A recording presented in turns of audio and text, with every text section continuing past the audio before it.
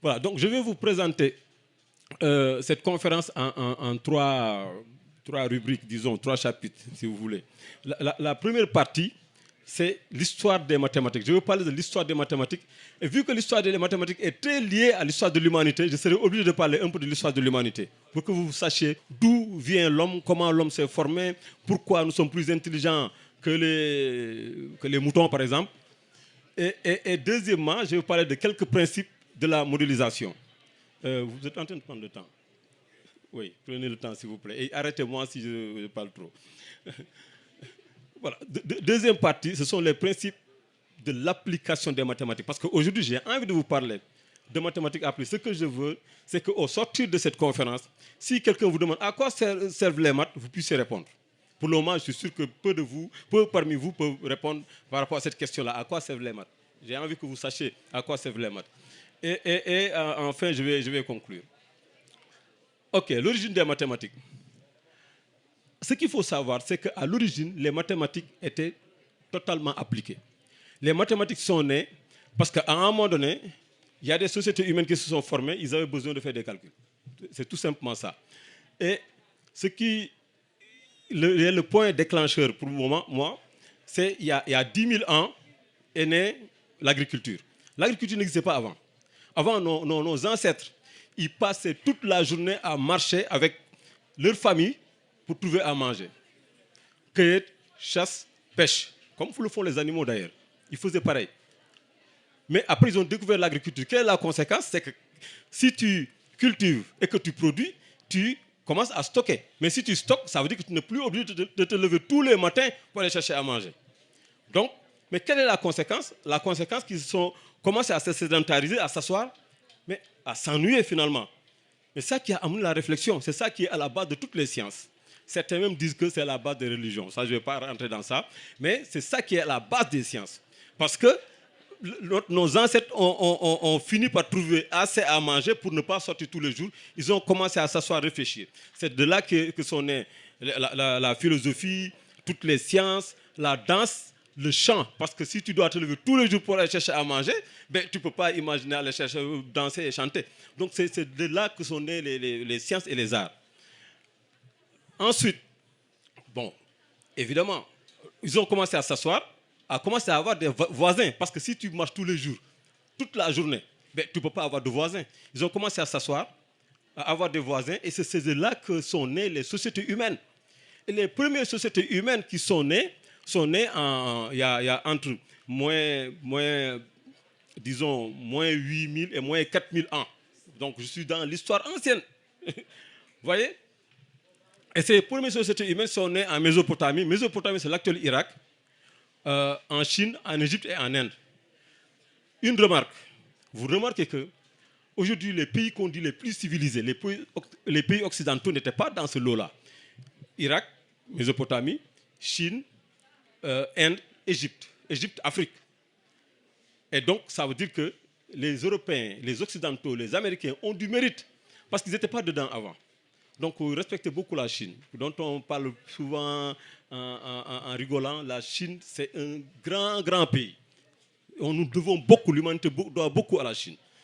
Ensuite, est apparue l'écriture il y a 5000 ans environ, 3000 ans avant Jésus-Christ. L'écriture est apparue. Mais pourquoi l'apparition de l'écriture est importante dans tout ça? Parce que, avant, lorsque tu as une idée, mais l'idée reste avec toi, celui qui ne te voit pas ne peut pas entendre l'idée. Lorsque l'écriture est née, qu'est-ce qui s'est passé? L'homme pense à une chose, il a une idée, il marque ça sur des os ou n'importe quoi, ce qu'ils avaient. Aujourd'hui, on dirait du papier. Et il peut transporter. Il peut transporter, il peut envoyer ça à quelqu'un. Avant ton idée, celui qui ne te voit pas ne peut pas recevoir ton idée. C'est ça qui est l'importance de l'écriture. Ensuite, évidemment, il y a eu l'impression, on ne peut pas une idée, faire des copies multipliées par 1000 et envoyer à 1000 personnes. C'est pour ça que, d'ailleurs, la naissance de l'écriture correspond à la séparation entre l'histoire et la préhistoire. Lorsqu'on parle de préhistoire, c'est avant l'écriture. Et l'histoire, c'est après l'écriture. Pour vous dire que l'écriture est très importante. Mais c'est dans la même période que sont nées les mathématiques. Je vous ai dit tout à l'heure, les mathématiques sont nées parce que c'était un besoin. C'était un besoin. Les sociétés ont commencé à se mettre ensemble. et les besoins commencent à surgir. Je vais vous en citer. Et ce qu'il faut savoir, c'est que les maths n'étaient pratiquées que par l'élite. C'était les hauts fonctionnaires de l'époque qui pratiquaient les mathématiques. C'est comme si aujourd'hui on disait que seuls les DG, des ministères, les ministres, le président et les directeurs nationaux font les maths. C'est eux seuls qui avaient détenu ce savoir-là. Et c'était pour faire quoi? C'était pour calculer les salaires, c'était pour la gestion de la production agricole, le calcul de surface et de volume pour l'agriculture, le calcul de structure pour les constructions, les édifices, parce que pour construire un bâtiment, il faut calculer pour voir est-ce que ça tient ou pas, la gestion du calendrier et les transactions financières et commerciales, le calcul des impôts. L'impôt existe déjà à cette époque-là. Donc ça demandait vraiment, c'était un besoin de la société. C'est pour ça que les mathématiques sont nées. C'est dans ce contexte-là. Maintenant, ce qu'il faut savoir, c'est qu'en ce moment-là, il n'y avait pas de maths pures. Les maths qui font fuir les élèves étudiants, là, ça n'existait pas. C'était que des maths pratiques. C'était que des maths pratiques. C'est après que les Grecs sont venus, les philosophes grecs sont venus dans la danse, il y a 6 siècles environ avant Jésus, pour conceptualiser. C'est contesté. Certains disent que, de toute façon, ce qui est sûr, c'est que ces philosophes grecs-là ont fréquenté la Mésopotamie et l'Égypte pour aller récupérer le savoir mathématique. Maintenant, aujourd'hui, il y a un débat autour de la conceptualisation parce qu'on dit que, parce que l'Occident aussi, il faut qu'il tire quelque chose de son côté, parce que la Grèce est occidentale, et les Occidentaux disent que ce sont les Grecs qui ont conceptualisé pour amener les mathématiques abstraites qui font fuir les gens aujourd'hui. Voilà. Maintenant, cet historique étant fait, je vais vous parler de quelques applications des mathématiques d'aujourd'hui. Je parle des mathématiques d'hier. Les mathématiques d'aujourd'hui maintenant, quelles sont les applications qu'on peut vous présenter? Une première application que je vous propose, je sais que ici vous êtes très jeunes, mais les plus anciens savent que dans les années 90, dans les années 80 et 90 d'ailleurs, il y a eu beaucoup de polémiques, de débats et de confrontations entre les écologistes et la France. Pourquoi? Parce que la France faisait des essais nucléaires dans le Pacifique, à Mururoa et à Fangatofa. Et pourquoi la France continue à faire ces essais? La France a fait des essais de 1966 à 1996. Ça fait 30 ans d'essais. Et pourtant, la France aujourd'hui est donneuse de leçons par rapport à ce qu'il faut faire pour l'écologie, par rapport à ce qu'il faut faire pour les droits de l'homme, etc. La France a fait ça pendant 30 ans. Pourquoi? Parce que la France avait un modèle mathématique qui voulait valider et trouver les paramètres de ce modèle-là. Je vais en reparler tout à l'heure. Et il était obligé de faire ces essais nucléaires-là pour caler son modèle. Donc la France a continué à faire ces essais jusqu'en janvier 1996. C'est en janvier 1996 qu'il a fait son dernier essai. Et en 1996, la France a signé la convention de non-prolifération pour ne plus faire les essais.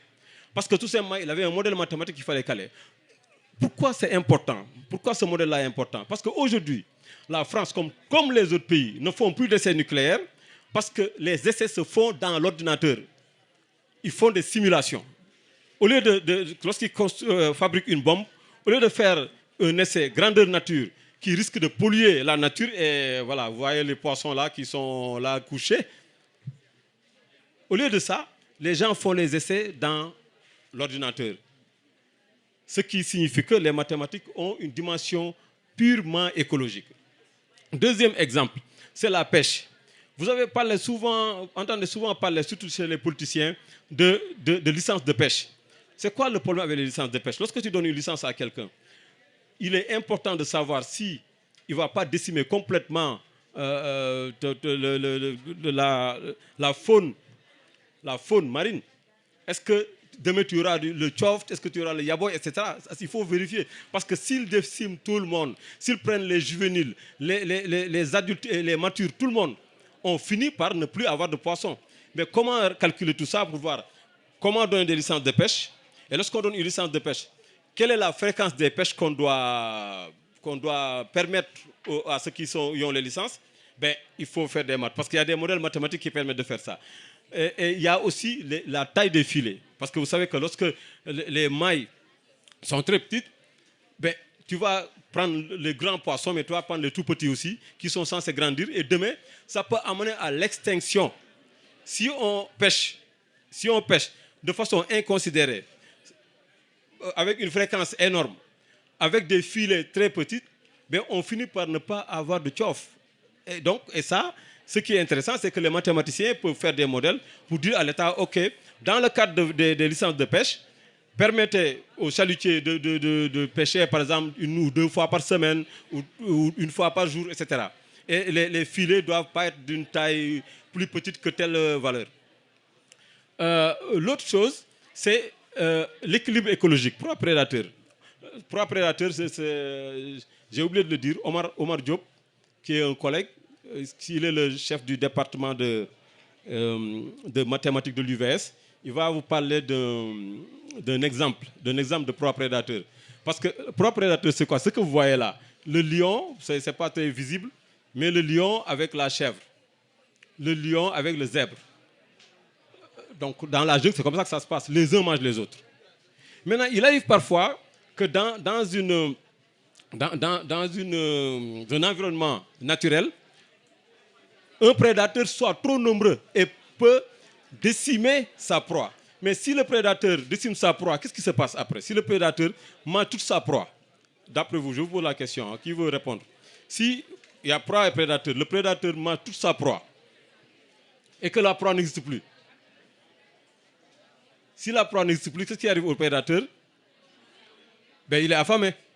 Et il va disparaître aussi. Mais pour éviter cela, qu'est-ce qu'on fait parfois? On est obligé de décimer une partie de la population du prédateur. Et ça aussi, pour savoir quelle partie décimer. Est-ce que c'est 10%, 20%, 30%, 40%, 50%? Ben, il faut faire des maths. Donc c'est à ça que servent les maths de ce point de vue-là. Il y a aussi cet exemple-là de résistance des matériaux. Résistance des matériaux. Avant, chez les fabricants de véhicules, de voitures, ils faisaient des tests crash.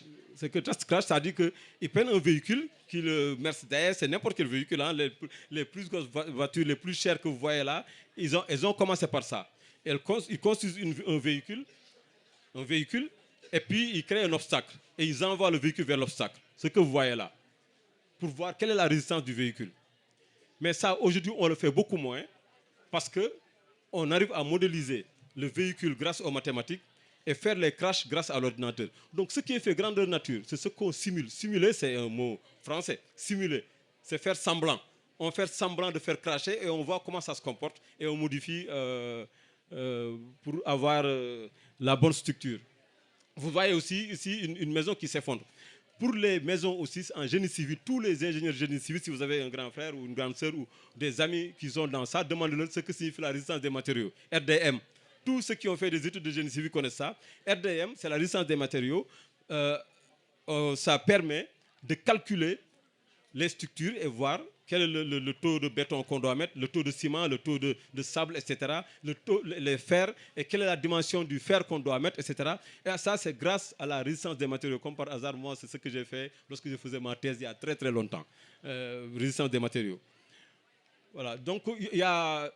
Un autre exemple, c'est la circulation automobile. Je vous donne des exemples qui vous parlent parce qu'il y en a énormément.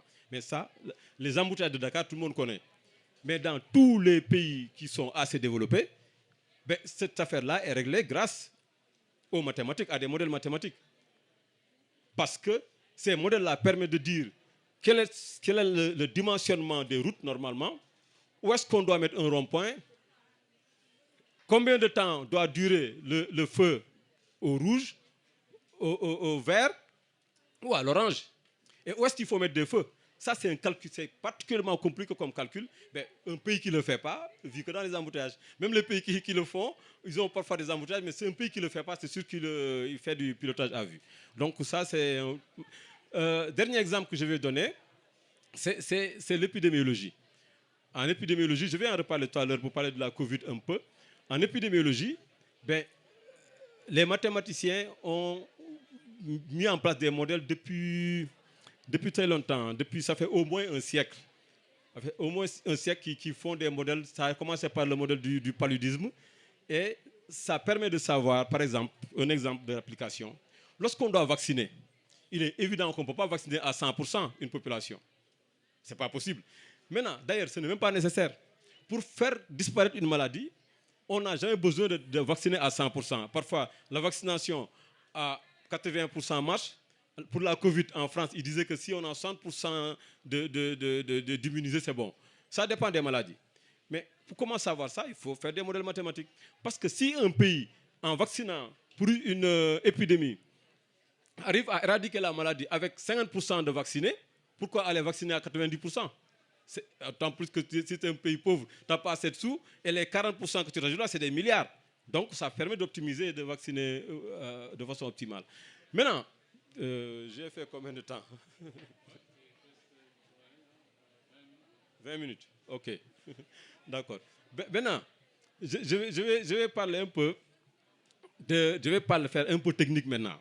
Je vais être un peu technique. Vous parlez un peu des lois fondamentales de la modélisation mathématique. La modélisation, c'est quoi? C'est traduire un phénomène naturel, économique, sociologique ou tout ce que vous voulez en mathématiques. C'est ça la modélisation, traduire. Et ce qui est bien en modélisation, c'est que si vous êtes modélisateur, vous êtes nécessairement cultivé. Parce que chaque fois, on vous propose des problèmes à traduire. Mais si vous ne comprenez pas ce que vous devez traduire, vous ne pourrez jamais le traduire. Si on vous donne un texte en Wolof que vous ne comprenez pas, même si vous êtes très très fort en français, vous ne pouvez pas le traduire. Donc la modélisation, c'est la traduction. Maintenant, c'est basé sur quoi essentiellement? Ce qu'on appelle la loi de conservation. La loi de conservation, c'est tellement terre à terre que parfois il est difficile de comprendre si on n'est pas assez simple, je dirais. On est dans une salle. On est dans une salle. Le nombre de personnes dans la salle évolue. Mais comment calculer la différence entre le nombre de personnes dans la salle à 1h et à 1h30? On prend ceux qui sont entrés, moins ceux qui sont sortis. C'est ça, non? Est-ce que je vous ai appris quelque chose? Rien, ça vous le saviez. C'est exactement la loi de conservation. Je pense que c'est Lavoisier qui disait que rien ne se perd, rien ne se crée, tout se transforme. Il a appliqué la loi de la conservation en chimie, mais c'est une loi qui est applicable presque partout. Et c'est ça qu'on fait ici. Maintenant, pour ça, je vais vous proposer un petit exercice. Et j'aimerais que vous participiez, hein, que vous répondiez à mes questions. L'exercice, c'est quoi? Je prends une population que j'imagine, hein, c'est une espèce qui vit 3 ans. Nous, on vit plus que ça. Donc, ce n'est pas nous. 3 ans. On subdivise en 3 classes d'âge. 0, 1 an, 1 an, 2 ans, 2 ans, 3 ans. 3 classes d'âge. Est-ce que vous me suivez? Et on vous donne, cette année, on est en 2022, on vous donne la taille de la première classe d'âge, la taille de la deuxième, la taille de la troisième. On vous dit que chaque classe d'âge a telle population. OK? On vous donne d'autres informations aussi. On vous dit, voici le taux de natalité pour chaque classe d'âge. Voici le taux de mortalité pour chaque classe d'âge.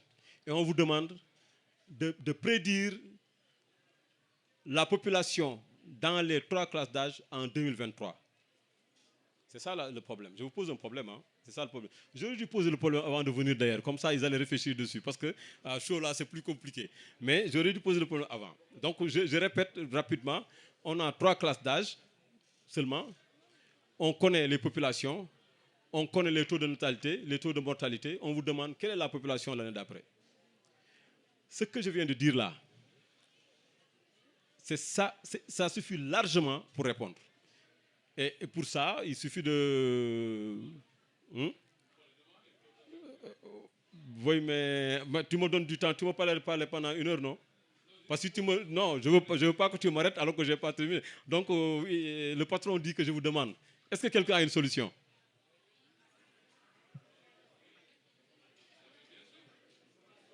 Qui veut lever la main et parler? Je lui donne le micro. Qui ose? Qui ose? Hein? Il y a quelqu'un? Il y a quelqu'un? Ok, d'accord. La prochaine fois, je vous donne l'exercice avant de venir. D'accord. Donc, ici, je donne un cas simple, hein, un cas simple qui est sorti de mon imagination. La première classe d'âge, a un taux de survie, donc taux de mortalité de 30%, donc taux de survie de 70%, la deuxième 80%, et le taux de natalité de la population de la première classe d'âge c'est 10%, le taux de natalité de la deuxième c'est 80%, le taux de la troisième c'est 50%. Ça c'est imaginaire comme ça, pour qu'on puisse se fixer les idées. Ensuite, je vous demande qu'est-ce qu'on fait après. Maintenant, on résume tout ce que j'ai dit là dans ce diagramme-là. Vous voyez, ça c'est cette année, bon j'ai mis 2008, 2009, mais disons 2022, 2023. Ça cette année, 3 classes d'âge. Et puis l'année d'après, qu'est-ce qui va se passer? C'est ça qu'on ne se connaît pas. On connaît X1, X2, X3, on ne connaît pas Y1, Y2, Y3. C'est Y1, Y2, Y3 qui sont les questions. Qu'est-ce qu'il y a dedans? Et pour ça, voici les informations que vous avez. Donc vous voyez les flèches là. Les flèches, c'est ça qu'on appelle l'analyse comportementale. Les flèches, ça, lui là, il donne 80% de naissance. X1 donne 10% et X3 donne 50%. Et lorsqu'on on tombe dans la première classe d'âge, non, vous êtes d'accord? Quelqu'un qui naît cette année, ben, il ne peut pas sauter de classe d'âge. On n'est pas, dès qu'on est né, on a 2 ans déjà. Non, c'est vrai, non? On est, on a entre 0 et 1 an. Donc, on tombe dans la première classe d'âge. OK? Voilà, maintenant, rapidement, on va regarder comment... Je prends Y1. Y1, c'est cette classe d'âge-là. Ça dit que les 0-1 ans en 2023, comment on calcule ça? Je vous montre maintenant le résultat et je vous demande pourquoi, comment est-ce que j'ai dit la vérité? Ce que j'ai écrit là, qu'est-ce que ça vous dit? Est-ce que quelqu'un peut m'expliquer ce que j'ai écrit là? J'ai dit que Y1. Y1, c'est la première classe d'âge, la population de la première classe d'âge en 2023, donc l'année d'après. Pourquoi j'ai écrit ça d'après vous? Mais apparemment, cette affaire-là ne marche plus. Qui peut m'expliquer ce que j'ai écrit?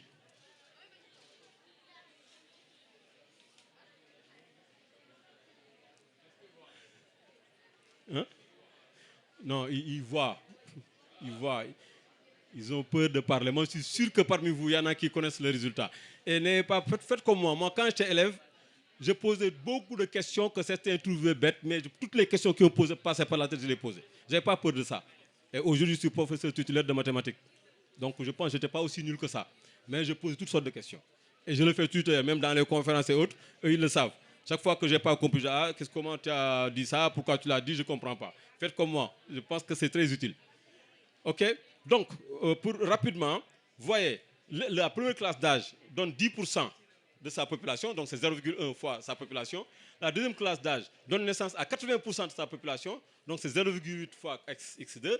Et la troisième classe d'âge donne 50% de sa population, donc c'est 0,5 fois sa population. C'est ça qui se retrouve dans la première classe d'âge de l'année d'après. Et c'est le même raisonnement qu'on suit pour avoir ces 3 équations-là qui vous permettent de donner Y1, Y2, Y3, étant entendu que X1, X2, X3 sont connus. Je vous ai dit au début qu'on vous donne X1, X2, X3. Et on vous demande Y1, Y2, Y3. Donc ça, c'est un exemple. Maintenant, cet exemple-là, pourquoi c'est important? Vous entendez parler parfois de ce que, en 2050, la population mondiale sera de 10 milliards. Ce n'est pas que du verbe, ce n'est pas de la philosophie, ce n'est pas sorti seulement de la tête des gens, non. C'est parce qu'ils ont fait ce type de calcul-là, mais pour l'humain. Moi, je l'ai fait pour une petite espèce pour vous expliquer. Mais pour l'humain, tu refais la même chose. C'est ça qui est intéressant en modélisation. Dès que tu comprends les principes, tu n'as plus de problème. Tu peux l'appliquer à n'importe quelle population. Et ce qu'ils font pour vous prédire maintenant la population mondiale en 2050, on peut le faire pour n'importe quel animal. Et ça, encore une fois, c'est la loi de la conservation. Regardez ce diagramme-là. Dès qu'on sort de quelque part, on entre quelque part. La loi de la conservation. Rien ne se perd, rien ne se crée, tout se transforme ou tout se transfère.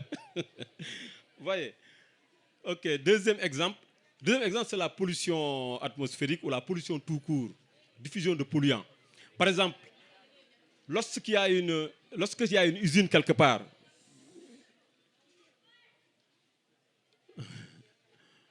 lorsqu'il y a une usine quelque part, vous ne m'écoutez plus. Certainement, ce que je dis là n'est pas intéressant parce qu'il y en a qui écoutent. Surtout de ce côté-là. OK. Donc, lorsqu'il y a une usine quelque part, vous savez que l'usine, elle pollue. Lorsqu'il y a une usine quelque part, elle pollue l'atmosphère, elle pollue aussi parfois les mers. Les gens parlent des ICS comme pollueuses voilà, des eaux marines. Mais qu'est-ce qui nous intéresse dans cette affaire-là de pollution? Comment diffuse la pollution? Lorsqu'on pollue en un point, quand est-ce que cette pollution-là va atteindre tel autre point? Avec quelle teneur? Ça dépend. Parce qu'il y a une teneur qui ne tue pas les poissons. Mais si ça dépasse une certaine teneur, ben, ça commence à tuer les poissons. Est-ce que vous voyez? Ou à contaminer même le poisson et le contaminer plus tard. Donc, c'est ça que permet de faire les mathématiques. Diffusion de polluants. Lorsqu'on pollue quelque part, quel est d'abord le mouvement du polluant? Parce que si les eaux circulent comme ça, le polluant va aller vers le village d'à côté, okay, ou la ville d'à côté. Ensuite, quelle est la teneur de polluants en chaque point? C'est ça, grâce aux mathématiques, c'est des mathématiques un peu plus compliquées par contre. C'est des équations aux dérivées partielles, mais bon, arrivé en maîtrise de mathématiques ou en licence, on sait faire. Donc, ce n'est pas au-delà de la capacité humaine. Et pour ça, je vais vous dire un peu comment on applique ici, rapidement, la loi de conservation. On prend une portion. Prenons un canal, on prend un truc très simple. Chaque fois, pour expliquer, il faut prendre un cas très simple. Un canal, on fait une coupe entre x et x plus dx, une portion du canal. Et on regarde l'évolution du polluant à l'intérieur, entre le temps t et le temps t plus delta t. Ça vous dit quelque chose, non? T plus delta t et t, entre les deux temps, on regarde comment ça évolue. Comment ça évolue, c'est exactement la même chose que tout à l'heure. Entrée, sortie, moins entrée. On fait exactement la même chose. Sortie, moins entrée ou entrée, moins sortie. Ce n'est pas grave, c'est un problème de plus ou moins. OK? Et maintenant, vous voyez ici, j'ai dit que je regarde le taux de polluant en T plus delta T et en T. La différence là, ça vous rappelle quoi? Cette différence-là, ça vous rappelle rien? Qui connaît la définition de la dérivée? La dérivée. Une dérivée, c'est quoi? F'. F' de T. Comment on définit ça? F' de T. Hein? Ouais, parce que mais X et T, c'est la même chose. Oui, j'aurais pu dire... Non, mais je comprends, parce qu'ils tiennent au... J'aurais pu dire F' de Z, ou F' de Fatou, de Mariama. Ce n'est pas un problème. Le nom qu'on donne, ce n'est pas le plus important. Maintenant, ce que vous voyez là, F P de T plus delta T moins P de T, il y a un dt ici, je divise par dt. Lorsque je divise, si je vais tendre dt vers 0, ça me donne une dérivée. OK? Je ne vais pas aller plus loin sur ça, mais c'est pour vous dire que l'équation de conservation qui permet de regarder, de suivre la diffusion d'un polluant, c'est une équation qui fait intervenir des dérivées en fait. Et dans ça, il y aura aussi des intégrales. Donc, tout ce que vous apprenez aujourd'hui, que ce soit dérivé ou intégral, essayez de maîtriser ça parfaitement. Si vous maîtrisez ça, après, c'est la base pour comprendre la modélisation mathématique et savoir modéliser. Maintenant, les applications donc, habituelles, je vais résumer. Hein. Les applications, c'est la dynamique des fluides, le climat, par exemple. Si M. Météo vous dit qu'il va pleuvoir à Tambacounda demain, il fera froid à Dakar, il fera chaud à Matam, etc. C'est basé sur des calculs mathématiques. Et ça, c'est important. Résistance des matériaux, j'en ai parlé. Épidémiologie, interaction proie-prédateur, démographie, réaction chimique. En économie et en finance aussi, on applique les mathématiques. Mais là, c'est un peu plus compliqué. Les mathématiques ont moins de pouvoir sur la finance et l'économie parce que la finance et l'économie font intervenir la psyché. Ça fait intervenir la psychologie humaine. Mais tout ce qui fait intervenir la psychologie humaine est plus difficile en mathématiques. Ça, il faut le reconnaître. Là où les mathématiques ont un peu plus de faiblesse, c'est lorsqu'on doit modéliser le comportement humain. Et il y a un exemple que je donne souvent pour dire pourquoi il est facile de le faire en mécanique, en chimie, en physique et difficile lorsqu'il s'agit de modéliser le comportement humain. Prenez l'exemple d'un cours d'eau. Un cours d'eau, ça coule dans un sens. Si devant le cours d'eau, supposons que c'est le tapis rouge, là c'est le cours d'eau. Moi je suis là, je regarde le cours d'eau qui coule dans un sens. Que je sois là, moi tout seul, ou qu'il y ait 1000 personnes, est-ce que le cours d'eau va changer sa façon de couler? Est-ce que la vitesse va changer? Non. Mais maintenant, si c'est un individu, un être humain qui marche sur ce tapis-là, si je suis là seul, ou s'il y a 1000 personnes qui le regardent, est-ce que c'est la même démarche? Est-ce que c'est la même démarche? Est-ce que le comportement change? C'est ça qui fait qu'il est difficile, hyper difficile de modéliser le comportement humain. Parce que l'homme a une psychologie. Mais les molécules d'eau là n'ont pas de psychologie. Que tu sois 1 ou 1000 à côté à le regarder, ben, ils ne changent pas de comportement. Ils ne changent pas de psychologie. Donc c'est difficile de maîtriser leur mouvement. Mais l'humain, c'est plus compliqué. C'est pour ça qu'en économie et en finance, c'est très difficile de faire de la modélisation. On en fait quand même, hein, mais bon, il y a plus de problèmes qu'ailleurs. Identification de paramètres, je vais en parler rapidement. Vous savez, lorsqu'on crée un modèle mathématique, c'est bien de créer un modèle, c'est excellent, on a respecté les principes de conservation, tous les principes, mais ensuite dans le modèle, il y a des paramètres. Prenons le cas de la Covid. Pour la Covid, quel est le paramètre qui a posé un gros problème à beaucoup de gens? Vous avez entendu plusieurs fois le ministère de la Santé fait des prévisions, dire que le pic sera atteint tel jour. Ce n'était pas vrai. Vous avez entendu des mathématiciens, des scientifiques venir dire, des épidémiologues dire le pic sera atteint, ça c'était en 2020. Le pic sera atteint tel jour, ça s'avère faux. Pourquoi? Parce que tout simplement, il y a un paramètre dans le modèle qu'on ne maîtrise pas. Donc pour faire un bon modèle, il y a deux choses. En tout cas, pour faire des bonnes prévisions, je dirais, il faut un bon modèle d'abord, mais que le modèle soit nourri de bons paramètres. Et nous, le problème que nous avions, parce qu'avec Omar et Almami, nous avons travaillé pendant tout le confinement sur un modèle de Covid. Et le problème que nous avions, c'est le taux d'infectiosité. C'est-à-dire que, pour résumer, le taux d'infectiosité, c'est quoi? C'est quel est en moyenne le nombre de personnes qu'un individu contamine, disons-le comme ça. Mais ça varie beaucoup. Nous avons vu qu'entre le 14 mars, lors que le président de la République a fait une déclaration, et le 1er avril, donc en 15 jours, le taux d'infectiosité a baissé de 50%. Alors que nous, les modèles que nous faisons, le taux est constant. Si tu prends un taux constant et tu prédis le pic par rapport à ce taux-là constant, ben, tu te trompes. C'est pour ça que beaucoup de modèles, ces modèles ne sont pas faux, ce sont les données qui étaient fausses. Donc, ce qu'il faut faire à chaque fois qu'on a un modèle, c'est d'identifier de façon correcte les paramètres. Ici, c'est le taux d'infectiosité que nous avons identifié en utilisant ce qu'on appelle la méthode des moyennes carrées. Les points que vous voyez là, ce sont les données que le ministère de la Santé nous a fournies. Et nous avons utilisé la méthode des moyennes carrées pour faire une approximation du comportement de ce taux d'infectiosité. Le calcul intensif maintenant. Pourquoi le calcul intensif? C'est cette question-là, à cette question-là que je voudrais qu'on réponde. Qui peut me résoudre cette équation-là? L'équation qui est là. Qui peut résoudre ça? Ben, cette fois-ci, maintenant, si personne ne dit rien, moi j'arrête la conférence. Hein. Qui peut répondre? Non, je veux que quelqu'un prenne le micro pour répondre.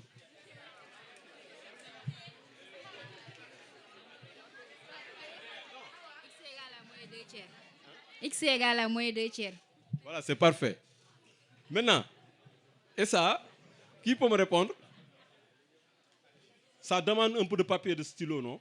Parce que de test, c'est plus compliqué, mais vous savez le faire. Je sais que vous savez le faire. OK. Maintenant, allons plus loin. Et ça, vous savez faire aussi. Mais il faut écrire. OK. Maintenant, et si le système devient beaucoup plus complexe, c'est-à-dire que je suis à 3 équations, 3 inconnues. Et si je monte à 100 équations, 100 inconnues? C'est possible toujours. Parce que, même méthode. Mais vous le faites en combien de temps? 100 équations, 100 inconnues. 2 jours.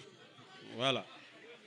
Mais 100 équations, 100 inconnues, malheureusement, c'est très petit comme système. C'est très petit par rapport à ce dont on a besoin. Maintenant, il se trouve que la machine, sur ce plan-là, bat l'homme. Ce que vous faites en 2 jours, la machine fait ça en une fraction de seconde. Parce que ces équations-là, 100 équations à 100 inconnues, tu donnes même ça à la machine vraiment Khourdabou de Omar Diop, ben, il résout ça très rapidement. Donc la machine, c'est pour ça qu'on a besoin de supercalculateurs. Parce que plus tard, prenons le cas du Sénégal. Le cas du Sénégal, on suppose qu'on va faire de la prévision météorologique. Là, j'ai maillé, c'est un maillage où on a pris des points sur le territoire sénégalais. Et en chaque point, on va trouver par exemple la température ou l'humidité. ce que vous voulez. En chaque point, on va trouver ça. OK? Mais si on prend le Sénégal et qu'on fasse un maillage avec des côtés de 1 km, ben on se retrouve, parce que la superficie du Sénégal, c'est 196 000, presque 197 000 km². Si on prend des mailles avec des côtés de 1 km, on se retrouve avec un système de 197 000 équations avec 197 000 inconnus. Le Sénégal, 190 000 équations en 197 000 inconnus. Qui va résoudre ça parmi vous? Personne. Il y a quelqu'un? Bon, peut-être qu'il a un pouvoir mystique, mais je ne pense pas que ça soit un pouvoir naturel pour résoudre ça. Bon, parce que là, je pense que tu vas y passer toute ta vie, tes enfants, leurs enfants, etc. Et ça ne sera peut-être pas fini. Maintenant, c'est pour cela qu'on a besoin de calculs intensifs. Parce que, comme je vous ai dit, la prévision météorologique, si je veux donner la température de demain, à Matam, à Yembel, un peu partout au Sénégal, si vous donnez cette température-là, mais si moi j'ai un système qui est tellement gros que cette machine-là me donne le résultat dans 5 jours, à quoi ça sert? Je veux faire la prévision pour demain. Je commence à calculer et j'ai les bonnes équations, j'ai le bon modèle, tout est bon. Mais la machine me donnera le résultat dans 5 jours. Est-ce que ça sert à quelque chose? Parce que je veux donner la température. Dire que ouais, il y a 5 jours, finalement, on a trouvé que la température, c'était... À quoi ça sert? Les gens ont vu que cette température-là déjà. Vous voyez? Donc c'est pour ça qu'il est important d'utiliser le supercalculateur pour faire ces calculs-là. Maintenant, il y a un dernier point sur le supercalculateur, sur le calcul intensif, c'est le traitement des données. Lorsque vous êtes devant Google, YouTube, Instagram, Twitter ou WhatsApp, vous payez rien, non? Est-ce que vous payez quelque chose pour ça, à part ce que vous payez à la Sonatel? Vous ne payez rien pour accéder à Google. Vous ne payez rien pour accéder à YouTube. Mais si vous payez, vous ne le savez pas, mais vous payez. Qu'est-ce que vous payez? Les données que vous fournissez. Ce n'est pas gratuit. Ce n'est pas gratuit. Parce que lorsque tu te connectes, tu es à Yembo, tu te connectes, tu cherches des informations sur le Doliprane, par exemple. Doliprane. Beaucoup de gens le font. Après, ils vont faire des statistiques. À Yembel, apparemment, ils utilisent beaucoup le Doliprane. Mais est-ce que cette information ne peut pas être vendue à un pharmacien qui veut s'installer pour qu'il sache quels sont les médicaments que les gens de Yembel utilisent? Par exemple, je donne un exemple comme ça qui me sort de la tête. Maintenant, c'est pourquoi il faut comprendre que cette affaire-là n'est pas gratuite. Et comment ils traitent ces données-là? C'est des milliards de données. C'est le supercalculateur. OK? L'intelligence artificielle. En 2012, Google avait créé en 2011 un projet qui s'appelle Google Brain. Google Brain, Brain c'est le cerveau. Google Brain. Et c'était pour utiliser l'intelligence artificielle. Et qu'est-ce qu'ils ont réussi à faire? Cette machine, aujourd'hui, arrive à reconnaître un chat. Je dis bien une machine, vous, ce n'est pas un problème. Votre enfant, vous lui montrez, vous dites ça c'est un chat. 1, 2, 3 fois. Après, la prochaine fois qu'il voit un chat, il sait que c'est un chat. Mais une machine qui reconnaît un chat. Comment ils ont fait pour faire reconnaître à cette machine-là le chat? Ils ont nourri la machine de 10 millions d'images. 10 millions d'images. Tirées où? Sur YouTube. C'est peut-être que vous-même, si vous avez un chat, vous êtes fait photographier une fois avec votre chat. Peut-être que cette photo-là a été utilisée. Mais pourquoi le chat et pas le chien ou le lion? Parce qu'en fait, c'est l'information qui était la plus disponible. Les gens dans les réseaux sociaux se photographient plus avec les chats qu'avec les autres animaux. Ce qui fait que c'est ça que Google avait sous la main. Ils ont eu 10 millions d'images de chats et ça leur a permis d'entraîner la machine avec le deep learning pour identifier un chat. Et ça aussi, encore une fois, c'est vous qui participez. Maintenant, les ordres de grandeur, pour finir sur cette question-là, pour les supercalculateurs, c'est ça. On parle de aujourd'hui, on parle de hexaflop, c'est 10 puissance 18. 10 puissance 18, c'est quoi? C'est 1 milliard de milliards d'opérations à la seconde. La machine la plus puissante au monde a été mise en place, en tout cas l'information a été donnée au mois de mai dernier par les Américains une machine qui te fait 1 milliard de milliards d'opérations à la seconde. Cette machine-là est plus forte que nous, non? On ne peut pas faire. Donc ça continue. Maintenant, les puissances de calcul qui existent actuellement, je dis bien en mai 2022 parce que ça bouge beaucoup. Aujourd'hui, la palme est détenue par les Américains avec 1,1 exaflop, 1,1 milliard d'opérations à la seconde. Le Maroc, d'après les informations que j'ai, parce que ça bouge encore beaucoup, vous pouvez aller sur Google et voir d'autres choses, parce que ça évolue. Ils sont à 3 pétaflops. Pétaflop, c'est millions de milliards. 3 millions de milliards d'opérations. La machine la plus puissante au Maroc, c'est ça. En Afrique du Sud, ils sont à 1 pétaflop. Ils étaient devant jusqu'il y a un an. C'est il y a un an que les Marocains sont venus dans la danse. Et nous aussi, on n'est pas en restant. Le Sénégal est à 537 teraflops.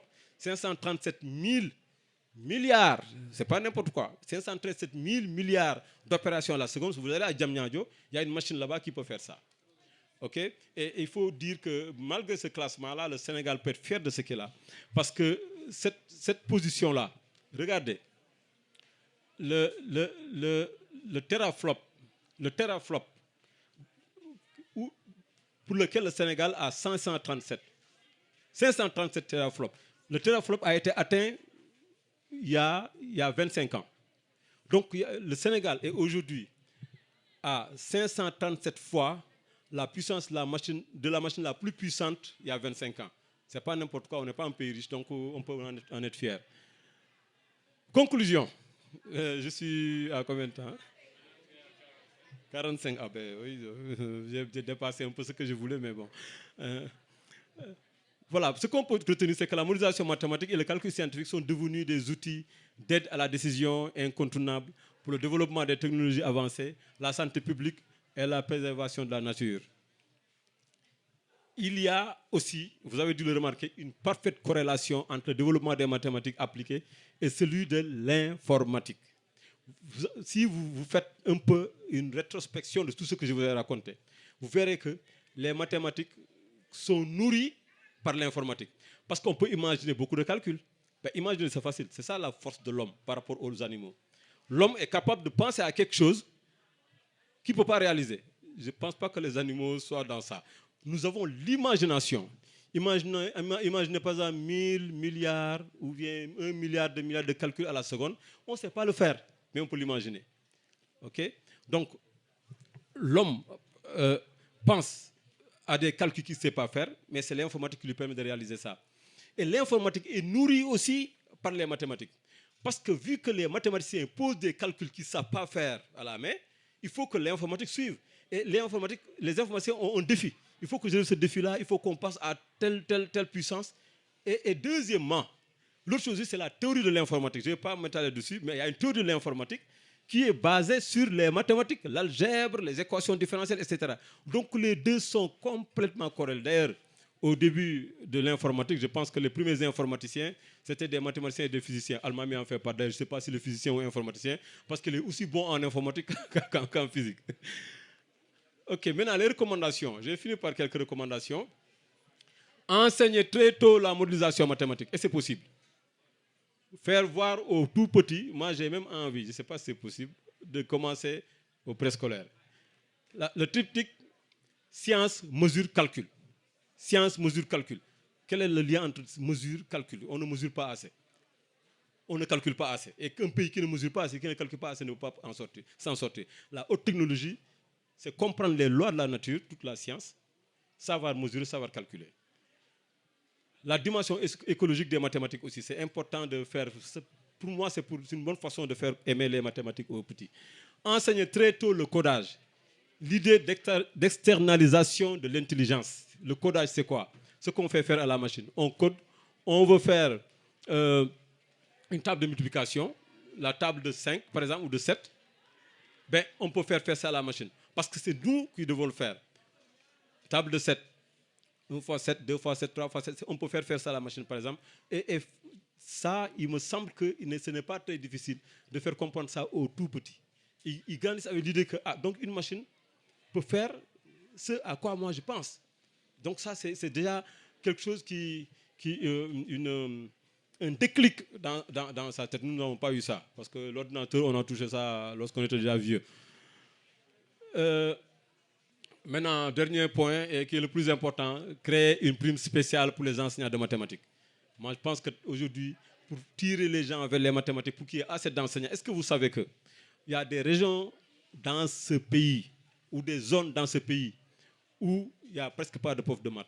Les maths sont enseignés par les profs de SVT ou les profs d'économie. Parce que, tout simplement, il n'y a pas assez de profs de maths. Pour attirer les gens vers les mathématiques, il faut leur donner une prime spéciale, comme l'État l'a fait à un moment donné pour l'informatique. Pour l'informatique, ça a été fait et ça a été une réussite. Donc, je pense que ça, c'est particulièrement important. Et j'ai commencé par une citation, j'ai fini par une citation. Laurent Schwartz disait que Laurent Schwartz, c'est l'un des plus grands mathématiciens au monde, de toute l'histoire. Disait que trouver quelque chose en mathématiques, c'est vaincre une inhibition et une tradition. Parce que lui-même, il avait trouvé, bon, je ne vais pas entrer dans ça, je connais bien cette histoire-là de la masse de Dirac, que lui-même, il a créé une théorie, une nouvelle théorie, qui ne faisait pas sens en ce moment-là. Parce que les physiciens disaient des choses, et les mathématiciens disaient que cette chose-là n'a pas de sens. C'est n'importe quoi, ils ne comprennent rien aux mathématiques. Et lui, il a osé créer un concept qui donne sens à ce que disaient les physiciens. C'est pour ça qu'il a écrit « Prouver quelque chose en mathématiques, c'est vaincre une inhibition, une tradition ». Donc, le film Bayon, en mathématiques, c'est bien, le film Bayon, du bar, on prend. Mais ce qu'il ne faut pas se coller à le film Bayon, ce n'est pas ça qui fait évoluer le monde. Merci.